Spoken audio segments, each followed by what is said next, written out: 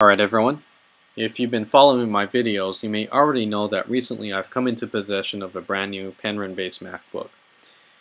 So this is a replacement unit to replace a laptop that I had serious issues with. In summary, my old machine had gone into the shop 5 times. It was going into the shop for its 6th repair. So I called up Apple and I initiated what's known as a computer replacement unit, or a CRU.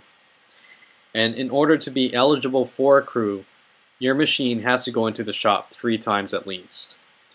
If it's going in on its 4th repair, 4th major repair, these have to be major repairs also. If it's already been in 3 times, and if it's going in on its 4th repair, you have the option, as long as you're under warranty. You can either be under the standard 1-year warranty, or you can be under the AppleCare Protection Plan. And at this point, I was under the AppleCare Protection Plan. So as long as you're covered under warranty, your machine's going back into the shop for its 4th major repair, you have the option to call Apple up and say, I just want a new machine. This machine is a lemon. Give me a new one. I was a little, I was pleasant throughout the entire phone call. I knew they were trying to help me. I was nice the whole time. And I said, look, this really isn't working out for either one of us. You guys are losing money fixing my unit, and I'm losing time by sending it in all this time. So they agreed with me, and as a result, I got a MacBook, and I got a brand new MacBook, not a refurbished one. Because originally I did buy a refurbished one for $8.99. And at the time when I called them, I thought I was going to get the $8.99 refurbished unit, because when they do a CRU, they replace your unit price for price. So whatever you spend is whatever you're going to get. And originally I thought I was going to get this 2.1 gigahertz Penryn based MacBook. But my issue was the combo drive, and I said to them, look, I spent a little extra money up front, so I didn't get a combo drive. I wanted a super drive, and I said, I'm perfectly cool getting the combo drive because I can't be really choosy since you're sending me a whole new system or a replacement. But I said it would be nice to get a super drive. And the machine that had the super drive wasn't in stock. Right now it was in stock, and I think if the refurbished unit for $10.99 were in stock, that I would have gotten a refurbished unit for this price here. But they didn't have one refurbished, so what they had to do to compensate me for the super drive was send me a whole new MacBook in the box, and that's what I got. So I got the brand new MacBook. I did the unboxing and I did all of that stuff. I didn't make a video of it because it was really late by the time I got home, and I was just really too tired to do it. So that's why there's no unboxing video. But this is just a general overview of what I got. As I said, it's the 2.4 gigahertz Penryn model, 3 megabytes of L2 cache, 800 megahertz front side bus, but 667 megahertz of DDR RAM. So it's an asynchronous bus, meaning the front side bus runs faster than the memory operates at. So it's a mismatch, but it's not that big of a deal. And one thing that I really have to say about this system is that it is fast. It is a wicked fast system, or in the words of another famous YouTuber, it is FF class. And specifically what I'm talking about is certain Mozilla programs, such as all the Mozilla projects, like Firefox, Thunderbird, and Camino. These are programs that I compile myself. So what I do normally is I grab the source code from their FTP servers. I grab the source code, I configure it to my machine specifications, and I like to do customized builds, and that's what I do. Previously, I was running a 2 gigahertz MacBook with 2 gigabytes of RAM, 120 gigabyte hard drive. And typically, when I had to compile the latest point release of Firefox 3.01, the last time I did a compile on my old machine, it took 34 minutes. This time around, when I did the same compile, it took 19 minutes. So really I saved 15 minutes in compile time compiling Firefox.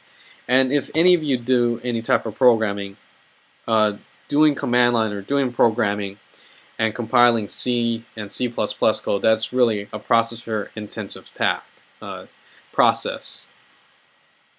So the whole time that I compile any of my browsers, or anytime I have to recompile Thunderbird, my CPU is pegged 100%, the fans are going, everything is just going ballistic. But when I did it on this new Penryn machine, the architectural improvements really made it that much better.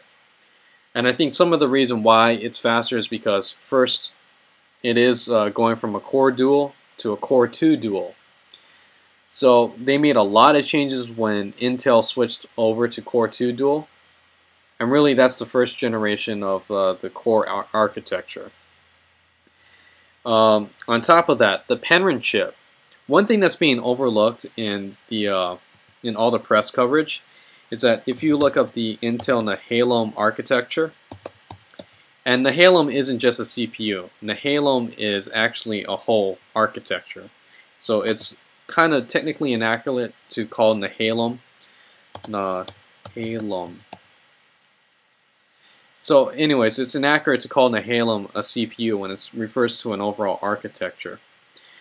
And one of the things that the press always jumps on is that Nehalem has a feature to turn off 2 of their processor cores and overclock the other 2 cores. But one thing that everyone keeps forgetting to mention is that every Mac that's come out that uses the Santa Rosa chipset also has the ability to turn off the processor. So, for instance, John Lakers, for instance, I believe he has a Santa Rosa based MacBook Pro.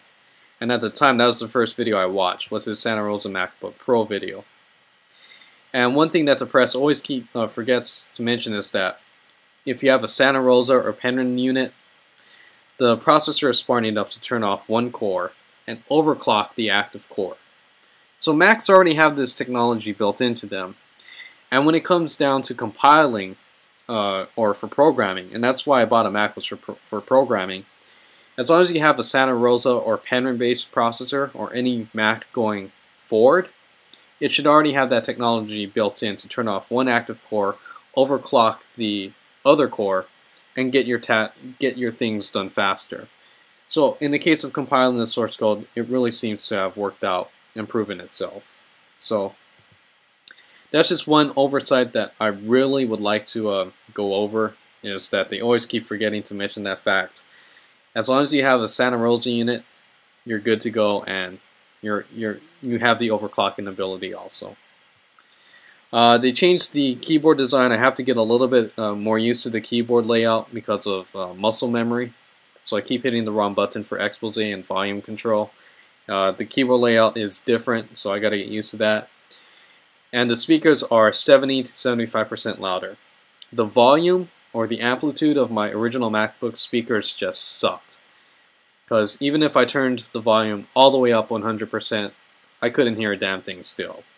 But this time when I crank the volume all the way, I can hear it. I can really hear what's going on. So at least they fixed that part. But anyways, that's just my brief overview or impression of the Penryn based MacBook. I hope to give a more thorough, complete review shortly. Just whenever I have time. I do have a busy weekend schedule also. I have a life. So that's how it is.